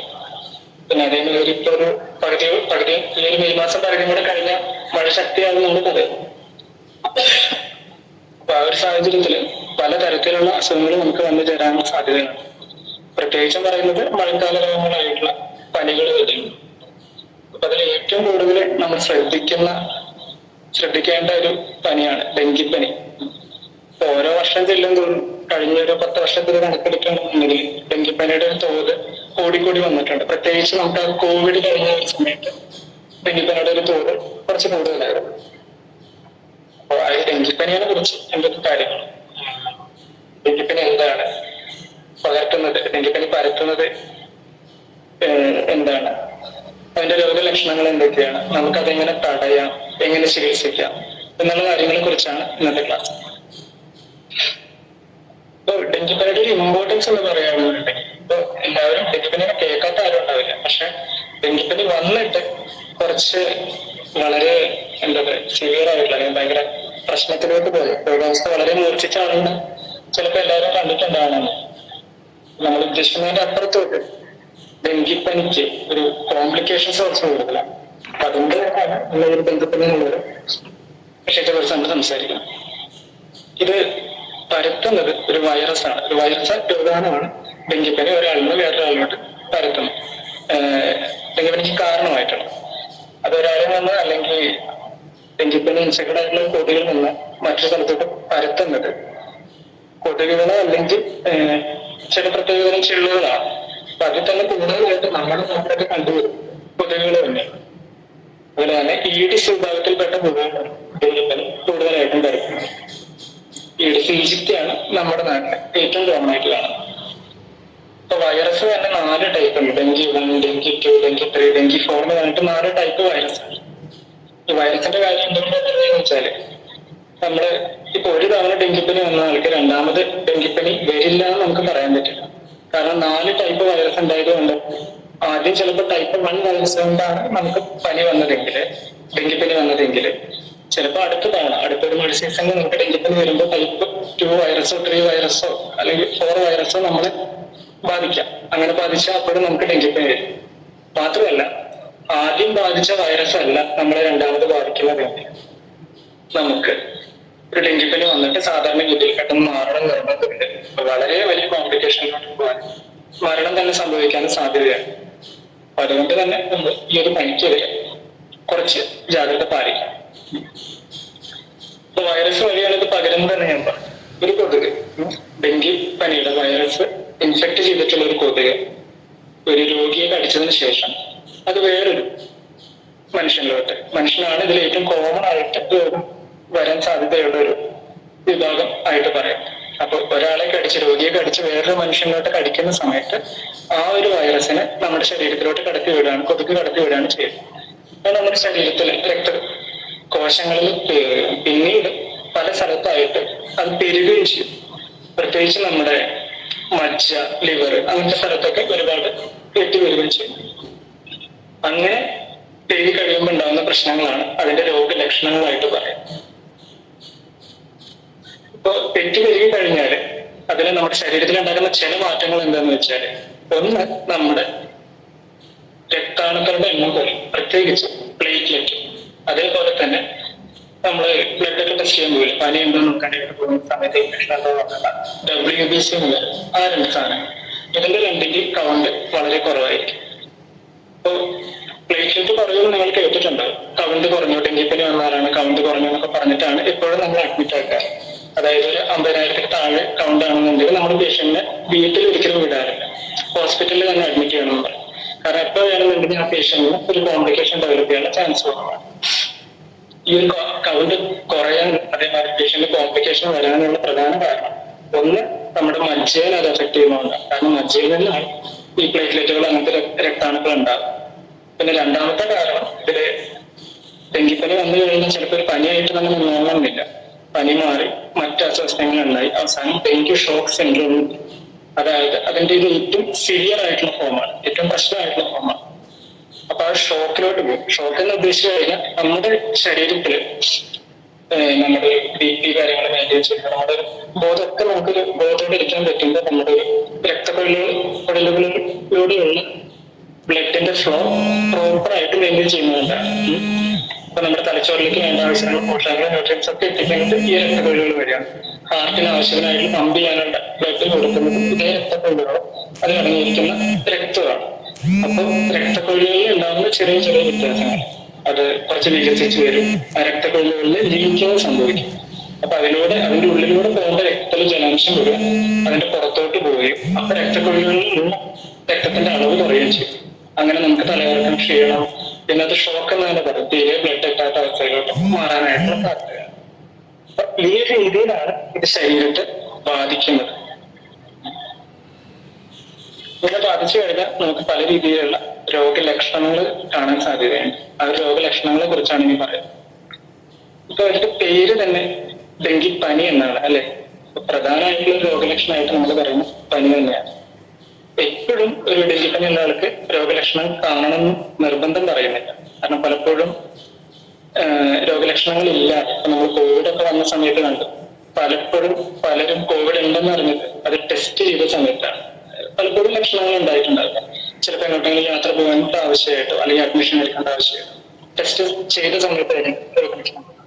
അതേപോലെ തന്നെ ഡെങ്കിപ്പനിക്കും ചിലപ്പോൾ രോഗലക്ഷണങ്ങൾ ഇല്ലാതെ ഒരാളെ ഇൻഫെക്റ്റഡ് ആവാം, പനി രോഗാണുബാധ ഉണ്ടാകാനുള്ള സാധ്യതയാണ്. അപ്പൊ അതാണ് ഞാൻ ആദ്യം പറഞ്ഞത്. നമ്മൾ ഒരു തവണ ഇൻഫെക്റ്റഡ് ആയി നമ്മൾ അറിഞ്ഞിട്ടുണ്ടാവില്ല. ചിലപ്പോൾ സെക്കൻഡ് ടൈം ആയിരിക്കും, രണ്ടാമത്തെ തവണ ഡെങ്കിപ്പനി അഫക്ട് ചെയ്യുമ്പോഴായിരിക്കും അത് കുറച്ചൊരു കോംപ്ലിക്കേഷനിലേക്ക് പോകുന്നത്. അപ്പോഴാണ് നമ്മൾ കുറച്ചുകൂടെ റിസ്കിലോട്ട് മാറുകയും ചെയ്യുന്നത്. അപ്പൊ പനിയോ അല്ലെങ്കിൽ രോഗലക്ഷണങ്ങളോ ഇല്ലാത്തൊരവസ്ഥയിലും പേഷ്യന്റിനെ ഡെങ്കി വൈറസ് ബാധിച്ചിട്ടുണ്ടാവും. പിന്നെ വളരെ കോമൺ ആയിട്ടുള്ള ഞാൻ പറഞ്ഞ ഡെങ്കിപ്പനിയാണ്. അപ്പൊ പനി തന്നെയാണ് അതിൽ പ്രധാന ലക്ഷണമായിട്ട് പറയുന്നത്. ഇന്നത്തെ ലക്ഷണം പറയുന്നത് തലവേദന. തലവേദന എന്ന് പറയുമ്പോൾ പ്രത്യേകിച്ചും കണ്ണിന്റെ പുറകിൽ, നമുക്ക് കണ്ണിന്റെ പുറകിലായിട്ട് വേദന തോന്നുന്നതാണ് പേഷ്യൻസ് പലപ്പോഴും നമ്മളോട് പ്രധാനമായിട്ടും പറയാറ്. പനിയുണ്ട്, കണ്ണിന്റെ പുറകിലുള്ള വേദനയുണ്ട്. പിന്നെ ഇതെന്താണ് ദേഹവേദന. ദേഹവേദന രണ്ട് തരത്തിലാണ്. അപ്പൊ നമ്മുടെ മസിലിനെ അതേപോലെ ജോയിന്റ്സിനെ അഫക്ട് ചെയ്യും. അപ്പൊ ഇതിന്റെ ഒരു ഡെങ്കിപ്പനിയുടെ ഒരു ഇംഗ്ലീഷ് പേര് തന്നെ ബ്രേക്ക് ബോൺ ഫീവർ എന്നാണ്. അതായത് നമ്മുടെ ബോണ് ബ്രേക്ക് ചെയ്യുന്ന, ബോണ് പൊട്ടുന്ന തരത്തിലുള്ള പനി. അതാണ് അതിന്റെ ഒരു ഇംഗ്ലീഷിൽ അവർ പറയുന്ന ഒരു പേര്, ബ്രേക്ക് ബോൺ ഫീവർ ആണ്. അപ്പൊ അത്രയും ശാരീരികമായി നമുക്ക് ദേഹവേദന അനുഭവപ്പെടും. പിന്നീടാണ് അതിന്റെ ഏറ്റവും കോംപ്ലിക്കേഷൻ ആയിട്ടുള്ള ഫോം ആയിട്ടുള്ള ഡെങ്കി ഹെമറേജിക് ഫീവർ, അല്ലെങ്കിൽ നമുക്ക് ബ്ലീഡിംഗ് ഒക്കെ വരുന്ന തരത്തിലുള്ള പ്രശ്നങ്ങൾ സംഭവിക്കും. ബ്ലീഡിംഗ് വരാന്ന് വെച്ചാൽ നമ്മള് അഞ്ചാമ്പനിയൊക്കെ പറയില്ലേ, അഞ്ചാമ്പനി പറയുന്ന മാതിരി തന്നെ ശരീരമാസകലം ചെറിയ ചെറിയ ഒരു അല്ല ഉദ്ദേശിക്കുന്നത് കളർ വ്യത്യാസങ്ങൾ ഉണ്ടായിരിക്കും. അത് ബ്ലീഡിംഗ് സ്പോട്ടുകളാണ്. ബ്ലഡാണ് അവിടെ സ്പോട്ടായിട്ട് നിൽക്കുന്നത്. അപ്പൊ ഞാൻ നേരത്തെ പറഞ്ഞ മാതിരി രക്തക്കൊഴലുകളിൽ ഉണ്ടാകുന്ന ചെറിയ ചെറിയ മാറ്റങ്ങൾ കാരണമുണ്ട്. അതിന്റെ ഉള്ളിലുള്ള രക്തം പുറത്തോട്ട് തള്ളി നിൽക്കുന്നതുകൊണ്ടാണ് ഈ ഒരു സ്പോട്ടുകൾ വരുന്നത്. ഇത്രയും കാര്യങ്ങളാണ് പ്രധാനമായിട്ടും രോഗലക്ഷണങ്ങളായിട്ട് നമ്മൾ പറയുന്നത്. അതായത് പനി ഉണ്ടാവാം, തലവേദന ഉണ്ടാവാം, തലവേദന തന്നെ കണ്ണിന് പുറകിലോട്ടായിട്ടുള്ള വേദന, പിന്നെ ശരീരമാസകലം വേദന, അതിശക്തമായ വേദന, പിന്നെ പറഞ്ഞ മാതിരി അതിന്റെ ഷോക്ക്, ബ്ലീഡിംഗ് മാനിഫെസ്റ്റേഷൻ ഉണ്ടാവും. അതായത് ഇപ്പൊ ഞാൻ നേരത്തെ പറഞ്ഞ മാതിരി അഞ്ചാമ്പനിയിലൊക്കെ കാണുന്ന മാതിരി ശരീരത്തിൽ പല സ്ഥലത്തായിട്ട് രക്തത്തിന് കിണത്ത മാതിരി സംഭവിക്കാം. അല്ലെങ്കിൽ പല സ്ഥലത്ത് നിന്ന് ബ്ലീഡിങ് വരാം. ഇപ്പൊ നമ്മുടെ മോണയിൽ നിന്നുള്ള രക്തം വരാം, അതേമാതിരി വായിൽ നിന്ന് രക്തം വരാം, പിന്നെ ചിലപ്പോ രക്തം ഛർദ്ദിക്കാം, അല്ലെങ്കിൽ വയറ്റിലൂടെ രക്തം പോവാം, അങ്ങനത്തെ വയറ്റിൽ പോകുന്നതിലൂടെ രക്തം പോവാം. അങ്ങനെ നമ്മുടെ ശരീരത്തിൽ പല സ്ഥലത്തായിട്ടുള്ള ബ്ലീഡിംഗ് മാനിഫെസ്റ്റേഷൻസ്, അതായത് ബ്ലഡ് പുറത്തോട്ട് പോകുന്ന തരത്തിലുള്ള പ്രശ്നങ്ങൾ സംഭവിക്കും. ഇതായിട്ട് നമ്മൾ കോമൺ ആയിട്ട് പറയുന്ന സിംറ്റംസ്, ലക്ഷണങ്ങൾ. ഇനി പേഷ്യന്റ് ഇതേമാതിരി തന്നെ വയറുവേദന ഉണ്ടാവാം, ഛർദി ഉണ്ടാകും, അങ്ങനത്തെ ബുദ്ധിമുട്ടുകളും കാണും.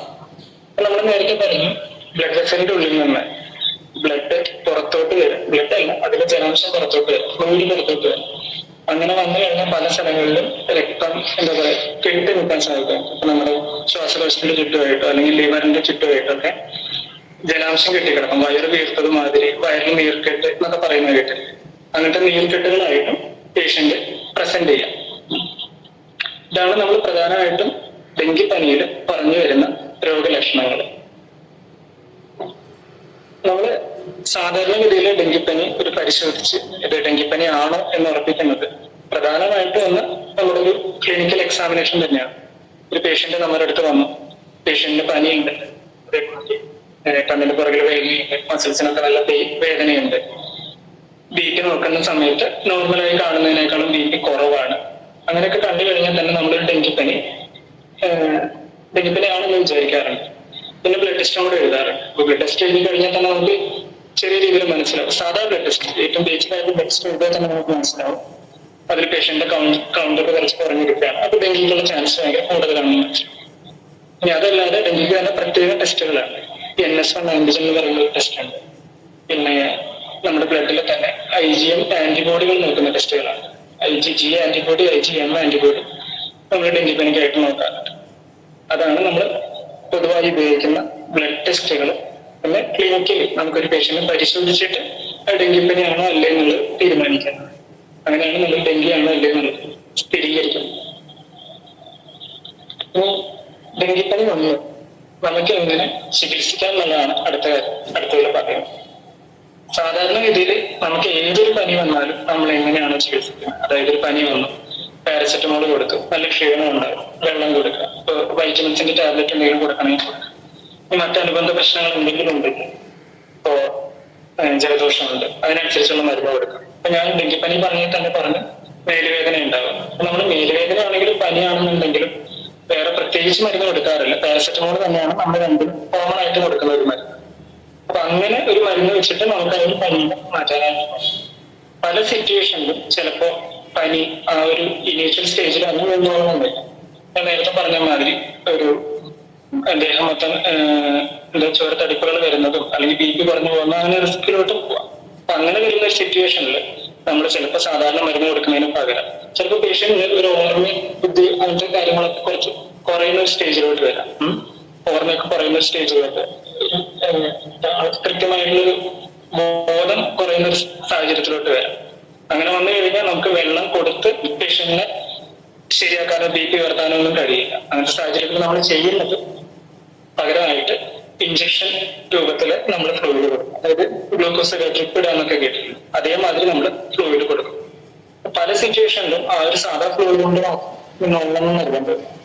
ഞാൻ നേരത്തെ പറഞ്ഞ പ്ലേറ്റ്ലെറ്റിന്റെ കൗണ്ട് കുറവായിരിക്കും, ബ്ലഡിലെ ടോട്ടൽ കൗണ്ട് കുറവായിരിക്കും. അങ്ങനെയൊക്കെ വരുന്ന സാഹചര്യത്തിൽ നമ്മൾ ബ്ലഡ് തന്നെ ഉപയോഗിക്കേണ്ടി വരും. ബ്ലഡ് എന്ന് വെച്ചാൽ പല തരത്തിലുള്ള ബ്ലഡ് ഫോമാണ് നമ്മൾ പേഷ്യന്റിന്റെ കയറ്റാൻ, പ്ലാസ്മ, അതുമാതിരി പ്ലേറ്റ്ലെറ്റ്, RBC എന്നൊക്കെ പറഞ്ഞ് പല തരത്തിലുള്ള ബ്ലഡുകൾ. അപ്പൊ ആ ഒരു പേഷ്യന്റ് ആവശ്യം പേഷ്യന്റിന്റെ റിപ്പോർട്ടൊക്കെ നോക്കിയിട്ട് എത്തരത്തിലുള്ളതാണോ നോക്കിയിട്ട് അതിനനുസരിച്ച് അത് കയറ്റേണ്ടി വരും. വളരെ ഏറ്റവും മോശാവസ്ഥയിൽ പോയി കഴിഞ്ഞാൽ ചിലപ്പോൾ പേഷ്യന്റിന് ICUയിലൊക്കെ അഡ്മിറ്റ് ആക്കേണ്ടി വരും. അതിനനുസരിച്ച് കുറച്ചുകൂടെ ഒരു സിവിയർ ട്രീറ്റ്മെന്റിലോട്ട് നമ്മൾ പോകേണ്ടി വരും.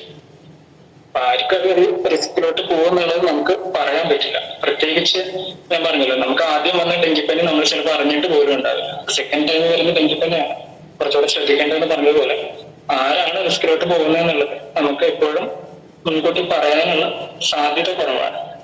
ഇപ്പോ ഇവിടെ തന്നെ കോട്ടയത്ത് തന്നെ 2 മാസം മുമ്പ് ഡെങ്കിപ്പനിയായിട്ട് ഒരു സ്ത്രീ മരിച്ചിട്ടുണ്ടായിരുന്നു. ഒരാളല്ല, 2-3 പേര് മരിച്ചിട്ടുണ്ട്. അപ്പൊ അങ്ങനെ പിന്നെ ഇപ്പൊ നമ്മളതിന്റെ ചികിത്സയെ കുറിച്ചാണ് പറഞ്ഞത്. സാധാരണ ഒരു പനി ചികിത്സിക്കുന്നമായിട്ട് തന്നെ ചികിത്സിക്കുക. നമ്മളെ സംബന്ധിച്ച് നമുക്ക് ആ ഒരു പനി മാറുന്നില്ല അല്ലെങ്കിൽ ബുദ്ധിമുട്ടുകൾ അവിടെ തന്നെ നിൽക്കുകയാണെന്നുണ്ടെങ്കിൽ ഉടനെ തന്നെ ഒരു ഡോക്ടറെ സമീപിക്കാം. വെച്ചുകൊണ്ടിരിക്കരുത്, അല്ലെങ്കിൽ നമ്മുടേതായ ഒരു ട്രീറ്റ്മെന്റ് തുടങ്ങാതെ ഉടനെ തന്നെ അടുത്തുള്ള ഒരു ആശുപത്രിയിൽ ഡോക്ടറെ സമീപിച്ച് ബാക്കി ടെസ്റ്റുകളും കാര്യങ്ങളൊക്കെ നോക്കിയിട്ട് അവരൊരു ട്രീറ്റ്മെന്റ് തരട്ടെ. ഞാൻ തുടക്കത്തിൽ പറഞ്ഞൊരു കാര്യമുണ്ട്, നമ്മുടെ ഒരു കൗണ്ട് അനുസരിച്ചാണ് നമ്മൾ വീട്ടിലാണ് ചികിത്സിക്കാൻ പറ്റുന്നത് അത് ഹോസ്പിറ്റലിൽ അഡ്മിറ്റ് ചെയ്യേണ്ട ആവശ്യമുണ്ടോ നോക്കുന്നത്. ഒരിക്കലും നിങ്ങളുടേതായ ഒരു ട്രീറ്റ്മെന്റ് നോക്കാതെ ഇപ്പോഴും ഒരു ഡോക്ടറെ തന്നെ കാണിച്ച് മുന്നോട്ട് പോകാനായിട്ട് ശ്രമിക്കും. ഇതിന്റെ ഒരു ലാസ്റ്റ് പാർട്ടിലോട്ട് കിടക്കാം. പ്രിവെൻഷൻ ആണ്. നമുക്ക് ഈ ഡെങ്കിപ്പനി വരാതെ വരെ തടയാമെന്നുള്ളൊരു കാര്യം നമ്മളെല്ലാവരും കേട്ടിട്ടുള്ള ഒരു കോട്ടാണ്, prevention is better than cure. അതായത് നമ്മളൊരു അസുഖം വന്ന് ചികിത്സിക്കുന്നതിനേക്കാളും ഇപ്പോഴും നല്ലത് ആ ഒരു അസുഖം വരാതെ നോക്കാനായിട്ടാണ്.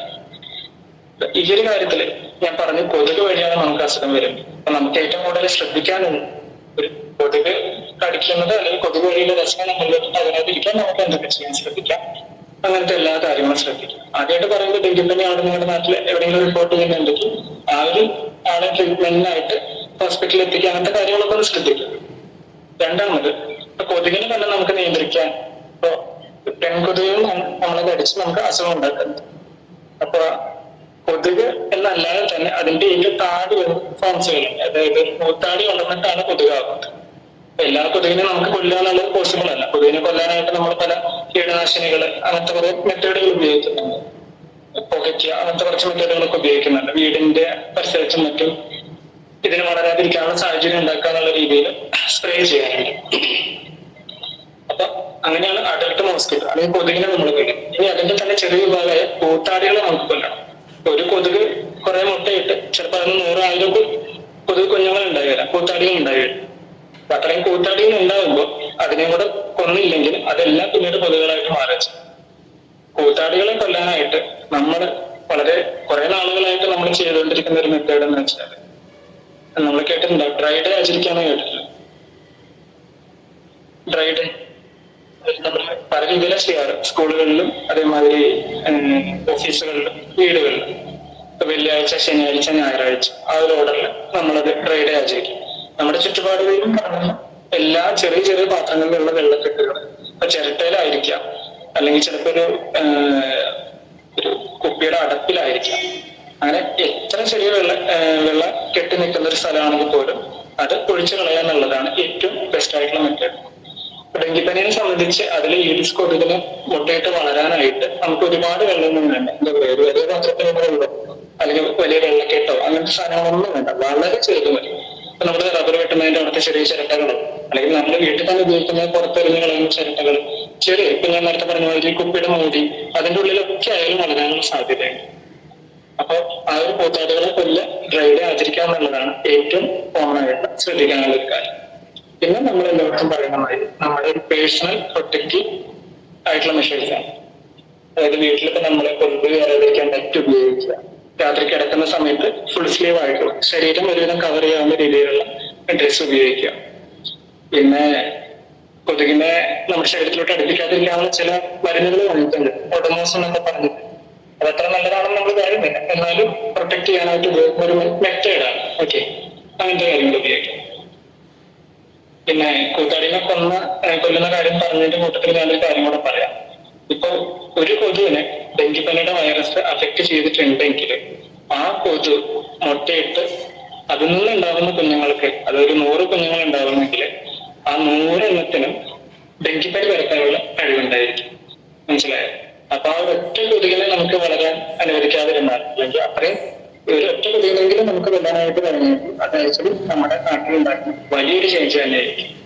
അപ്പൊ നമ്മുടെ ചുറ്റുപാടുകൾ എപ്പോഴും നമ്മൾ സേഫായും ശ്രദ്ധിക്കാനുള്ളതാണ് നമുക്കത് ചെയ്യാൻ പറ്റുന്ന ഏറ്റവും വലിയ കാര്യം. അപ്പോ നമ്മളെന്താണ് ഡെങ്കിപ്പനി എന്ന് പറയും, ഡെങ്കിപ്പനിയുടെ രോഗലക്ഷണങ്ങൾ, അതെങ്ങനെയാണ് നമ്മുടെ ശരീരത്തിൽ ആ രോഗാവസ്ഥ ഉണ്ടാക്കുന്നത്, എന്നെന്താ പറയുന്നത്, ഏതൊക്കെ രീതിയിലാണ് നമുക്ക് ഡയഗ്നോസ് ചെയ്യാൻ പറ്റുന്നത്, പിന്നെ എന്തൊക്കെ രീതിയിൽ നമുക്ക് ചികിത്സിക്കാം, പ്രതിരോധിക്കേണ്ടത് ഏതെല്ലാം വിധത്തിലാണ്, ഇത്രയും കാര്യങ്ങളെ കുറിച്ചാണ് ഞാനിവിടെ പറഞ്ഞത്.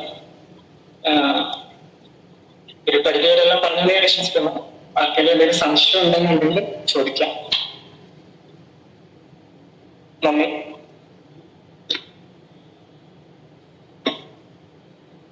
ഡോക്ടറോട് ആർക്കെങ്കിലും എന്തെങ്കിലും സംശയം ഉണ്ടെങ്കിൽ ചോദിക്കാം.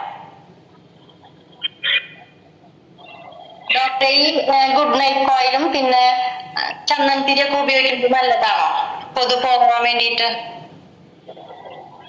ചന്ദനത്തിന് ഞാൻ കേട്ടു. അത് മുന്നേ ചോദിച്ചത് എന്തായിരുന്നു രണ്ടെണ്ണം? ഗുഡ് നൈറ്റ് നമ്മൾ ഉപയോഗിക്കുമല്ലോ ലിക്വിഡ്. അത് ആക്ച്വലി അതിൽ ഓരോ തരം കെമിക്കൽസ് ഉണ്ട്. അത് നമ്മൾ അത്ര നല്ലതായിട്ട് പറയുന്നില്ല. പിന്നെ ഓരോ വ്യക്തികൾക്കും തന്നെ അത് എക്സ്പീരിയൻസ് ചെയ്യുന്ന വ്യത്യാസമുണ്ട്. പലർക്കും അതിന്റെ ചെറിയ സ്മെല്ല് കേൾക്കുമ്പോൾ തന്നെ കുറച്ച് ഇറിറ്റേഷൻ കൂടാറുണ്ട്. അതിനൊരു കാരണം എന്താണെന്ന് വെച്ചാൽ പല സബ്സ്റ്റൻസിനോടും നമ്മൾ പലരും പല രീതിയിൽ കുറച്ച് അലർജിക് ആയിരിക്കും, അല്ലെങ്കിൽ കുറച്ച് റെസ്പോൺസ് കൂടുതൽ കാണിക്കുന്ന ആൾക്കാരായിരിക്കും. അത്ര നല്ലതായിട്ട് പറയുന്നില്ല. പിന്നെ ചന്ദനത്തിരികൾ എന്ന് പറഞ്ഞിട്ട് ചില സാധനങ്ങൾ ഞാൻ കണ്ടിട്ടുണ്ട്. ആയുർവേദത്തിന്റെ യൂസ് ചെയ്യേണ്ടാണ് ഇവിടെ പറയുന്നത്. യൂസ് ചെയ്യാറുണ്ട്, പക്ഷെ അതത്ര നല്ലതായിട്ട് കരുതപ്പെടുന്ന ഒരു സാധനമല്ല. നാച്ചുറൽ ആയിട്ട് വീട്ടിൽ യൂസ് ചെയ്യാൻ പറ്റുന്നത് എന്തെങ്കിലും ഉണ്ടോ കൊതുവിനെ ഓടിപ്പിക്കാൻ പറ്റുന്നത്? നമ്മൾ ആക്ച്വലി ചില പ്രത്യേക സ്പ്രേകൾ ഉപയോഗിക്കുന്നുണ്ട്. ഇൻഡോർ റെസിഡൻസ് സ്പ്രേ എന്നൊക്കെ പറഞ്ഞിട്ട് നിങ്ങള് പഞ്ചായത്തില് ഒന്ന് അന്വേഷിച്ചു കഴിഞ്ഞാൽ അവിടെ നിന്നായിരിക്കും നമുക്ക് അവൈലബിൾ ആയിട്ട്. പണ്ട് നമ്മൾ DDT പോലുള്ളത് ഉപയോഗിച്ചിരുന്നു. പിന്നെ DDT കുറച്ചുകൂടെ ഹെൽത്തിന് ഇഷ്യൂ എന്ന് കണ്ടതിന് ശേഷമാണ് ഇങ്ങനത്തെ സ്പ്രേ ഉപയോഗിക്കാൻ പറ്റും. അങ്ങനത്തെ സ്പ്രേ മാത്രമേ നമുക്ക് ഉപയോഗിക്കാനായിട്ട് പറ്റുള്ളൂ. ഓരോ തരത്തിലുള്ള പുതിയ ഓരോ തരത്തിലുള്ള സ്പ്രേ എന്ന് പറയുന്ന മാതിരി അങ്ങനത്തെ ഒരു ടൈപ്പ് ഓഫ് സ്പ്രേ മാത്രമേ ഉപയോഗിക്കാൻ പറ്റുള്ളൂ. അല്ലാതെ വീട്ടിൽ ഉപയോഗിക്കാനായിട്ട് നമ്മൾ കാണുന്ന മാതിരി ഗുഡ് നൈറ്റ് അങ്ങനത്തെ സാധനങ്ങൾ സത്യത്തിലില്ല, വേറെ പ്രത്യേകിച്ച്. പിന്നെ ഒരു പേഴ്സണൽ പ്രൊട്ടക്ഷൻ എന്നുള്ള രീതിയിൽ ഒഡോമോസ് പോലുള്ള സാധനങ്ങൾ ഉപയോഗിക്കാം. അതായത് കൊതുകിനെ കൊല്ലാനല്ല, കൊതുക് അത് തിരക്കി കഴിഞ്ഞാൽ നമ്മളെ കടിക്കില്ല നല്ലതില്.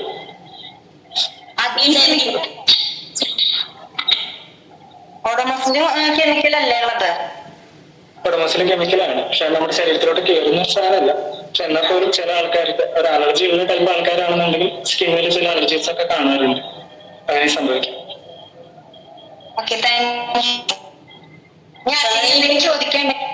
സാറേ, ഈ നമുക്ക് കണ്ടാ മനസ്സിലാവോ ഇതെന്ത് കൊതുവിനെ കണ്ടു കഴിഞ്ഞാ?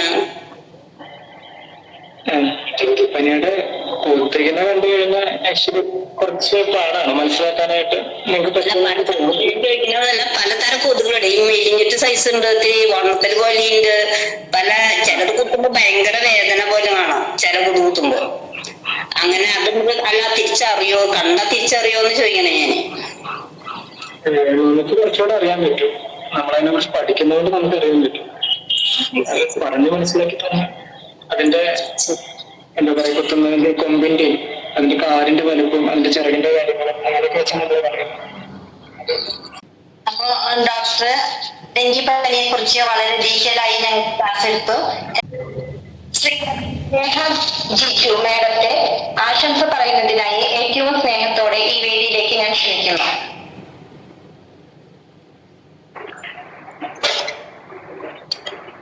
എല്ലാവർക്കും ആദ്യമായിട്ട് നല്ലൊരു ദിവസം ആശംസിക്കുന്നു.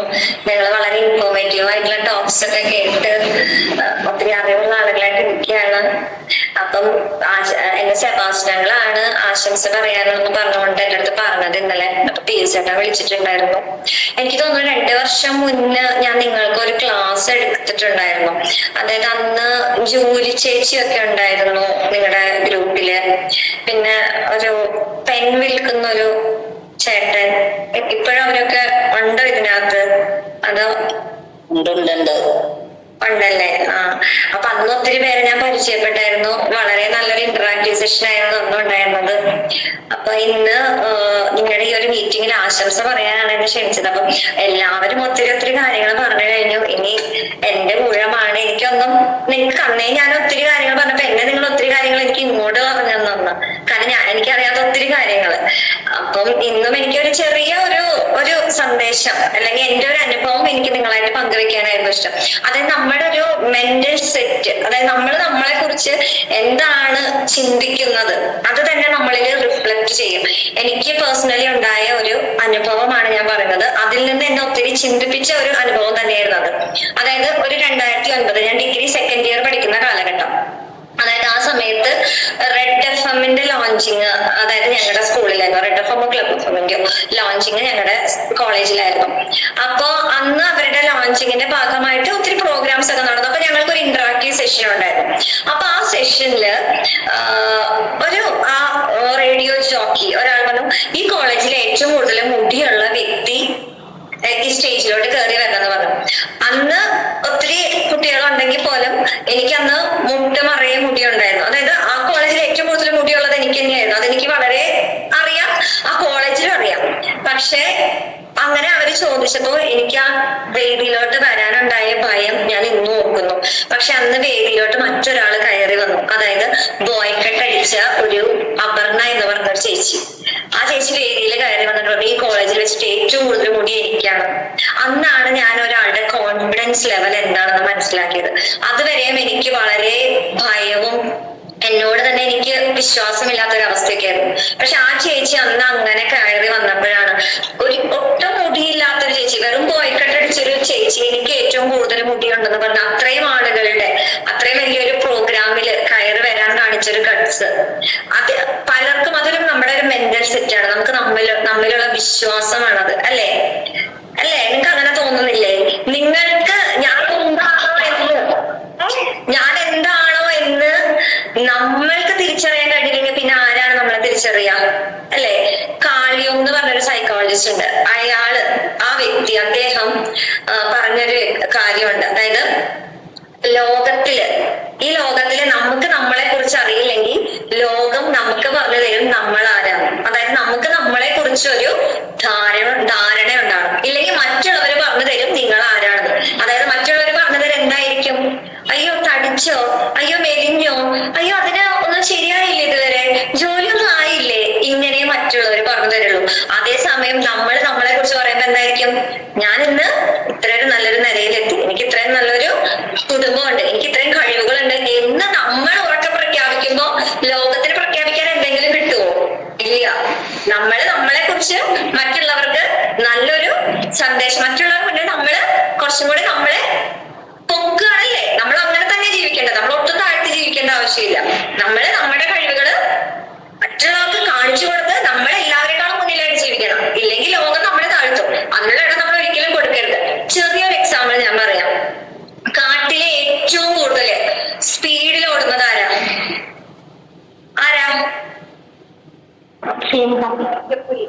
അല്ലേ? കാട്ടിലെ ഏറ്റവും ബുദ്ധിയുള്ളത് ആർക്കാ? കുറുക്കന്. കാട്ടില് ഏറ്റവും വലിയ ജീവി ആരാ? സിംഹം. ആന, സോറി. പക്ഷെ കാട്ടിലെ രാജാവായിട്ട് ജീവിക്കുന്നത് ആരാ? സിംഹം. ഈ പറഞ്ഞ കഴിവുകളൊന്നും സിംഹത്തിനില്ല, അല്ലെ? എങ്കിലും രാജാവ് ആരാണ്? സിംഹമാണ്. അതെന്തുകൊണ്ടാ? ഇറ്റ്സ് ബിക്കോസ് ലയൺസ് മെന്റാലിറ്റി, അല്ലെ? അവനെ കുറിച്ചൊരു ബോധ്യമുണ്ട്. എനിക്ക് ആര് വന്നാലും എനിക്ക് അതൊന്നും പ്രശ്നമില്ല, ഞാൻ അവിടെ ഒന്നും കുലുങ്ങുന്ന വ്യക്തിയല്ല എന്ന് വളരെയധികം ബോധ്യം അവനിലുണ്ട്. ഉറച്ച വിശ്വാസം. അത് തന്നെയാണ് നമുക്ക് ആവശ്യമുള്ളത്. നമ്മൾ ഓരോരുത്തരും ഒരു സിംഹമായിരിക്കണം. നമ്മളായിരിക്കുന്നിടത്ത് നമ്മളായിരിക്കണം രാജാവ്. അതായത് മറ്റുള്ളവരെ ഭരിക്കാനുള്ള രാജാവല്ല. നമ്മുടെ കഴിവുകളില് വിശ്വസിച്ച് എന്തും ആത്മവിശ്വാസത്തോടെ ചെയ്യാമെന്നുള്ള ഒരു ബോധ്യമുള്ളൊരു വ്യക്തികളായിരിക്കണം നമ്മൾ. നിങ്ങളുടെ ഈ കൂട്ടായ്മയില് നിങ്ങൾക്ക് ഉള്ള കാര്യം അത് തന്നെയാണ്. കാരണം 2 വർഷം മുന്നേ എനിക്ക് അറിയായിരുന്നു. ചെറിയ ചെറിയ കാര്യങ്ങൾ നമ്മൾ സംസാരിക്കുമ്പോൾ എനിക്ക് മനസ്സിലായ കാര്യമായിരുന്നു. നിങ്ങളുടെ പരമാവധി നിങ്ങളുടെ എല്ലാ ബുദ്ധിമുട്ടുകളിൽ നിന്നും ഏറ്റവും നല്ല രീതിയിൽ നല്ല ജീവിതം നയിക്കുന്നവര്, മറ്റുള്ളവർക്ക് വളരെ സപ്പോർട്ടീവായിട്ട് ജീവിക്കുന്നവര് നിങ്ങൾ തന്നെയാണ്. ഒത്തിരി കാര്യങ്ങൾ മറ്റുള്ളവർക്ക് നിങ്ങളുടെ സംഘടനയിൽ നിന്ന് നോക്കി പഠിക്കാനും ഒക്കെ ഉണ്ട്. അതെനിക്ക് മനസ്സിലായ കാര്യമാണ്. അതുകൊണ്ടാണ് ഒത്തിരി സ്നേഹത്തോടെ അങ്ങൾ പറഞ്ഞപ്പോ ഞാനിങ്ങനെ ഒരു ആശംസ പറയാതെ ഏറ്റതും. എനിക്ക് ഒത്തിരി സന്തോഷമുണ്ട് എല്ലാവരെയും കാണുന്നതില്. കഴിഞ്ഞ വർഷം കണ്ട ആളുകള് അവരുടെ അടുത്തും ഒത്തിരി സന്തോഷം. എന്റെ ക്ലാസ് ഒക്കെ കേട്ട് ആ ഒരു നല്ലൊരു മെന്റാലിറ്റിയിലേക്ക് നിങ്ങൾ വരണം. അതൊക്കെയാണ് എന്റെ ആഗ്രഹം. ഇനിയും നിങ്ങളുടെ ക്ലാസ്സുകൾക്ക് വിളിക്കണം. ഒത്തിരി ആഗ്രഹമുണ്ട് കേൾക്കാനും കുറച്ച് നേരം നിങ്ങളായിട്ട് പങ്കുവെക്കാനൊക്കെ. ഒത്തിരി ഇൻഫോർമേഷൻസ് നിങ്ങളിൽ നിന്ന് എനിക്ക് കിട്ടിയായിരുന്നു. പിന്നെ ഇവിടെ നിങ്ങളിൽ നിന്ന് എന്നെ വിളിച്ചതിനും എനിക്ക് ഇങ്ങനെ ഒരു വേദി തന്നതിനൊക്കെ ഒത്തിരി സന്തോഷം. എല്ലാ നന്മകളും നിങ്ങൾക്ക് എന്നും ഉണ്ടാകട്ടെ. നിങ്ങളുടെ സംഘടന പൂർവാധികം ശക്തിയോടെ മുന്നോട്ട് പോകട്ടെ എന്ന് ആശംസിക്കുന്നു. Thank you.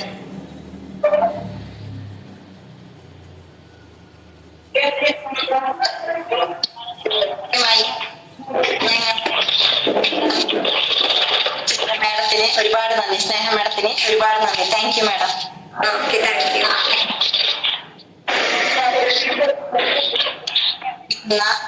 എത്തിച്ചേർന്നിരിക്കുന്ന എല്ലാവരോടും നന്ദി പറയുന്നതിനായി ശ്രീ പിയൂസ് കോട്ടപ്പുറത്തെ ഏറ്റവും സ്നേഹത്തോടെ ഈ വേദിയിലേക്ക് ഞാൻ ക്ഷണിക്കുന്നു.